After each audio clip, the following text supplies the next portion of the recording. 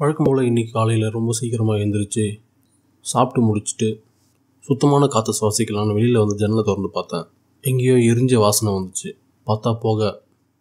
ஒருவேளை லாஸ் ஏஞ்சல்ஸில் ஏற்பட்ட தீ நம்ம ஊர் வரைக்கும் பரவிடுச்சோ? இல்லை. அப்போ தான் கவனித்தேன், ரோட்டில் மட்டும் ஏதோ எரிச்சு வச்சுருந்தாங்க.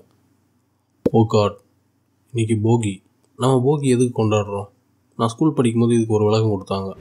வீட்டில் தேவையில்லாத, ஒன்றுத்துக்கும் உதவாத, பழசாகி போன, மேற்கொண்டு இதனால் எந்த பிரயோஜனமும் இல்லை அப்படின்னு நம்ம முடிவு பண்ண ஏதாவது ஒரு பொருளையோ இல்லை சில பொருட்களையோ மொத்தமாக சேர்த்து தேவையில்லைன்னு போட்டு கொளுத்திடணும். பழைய எண்ணெய் கழிதல். வழக்கம் போல் லேட்டாக எழுந்திரிச்சு இன்றைக்கி தான் போகியா, இன்றைக்கி தான் தீபாவளியா அப்படின்னு பார்க்குறது எனக்கு புதுசு இல்லை. ஆனால் திஸ் போகி எனக்கு புதிய தெளிவை கொடுத்துருச்சு. இனிமேல் தீபாவளிக்கு முன்னாடி எழுந்திரிக்கணுமோ இல்லையோ, போகிக்கு சீக்கிரமாக எழுந்திரிக்கணும்னு தோணுச்சு. காரணம், நான் முன்னாடி சொன்ன போகியோட டிஸ்கிரிப்ஷன்.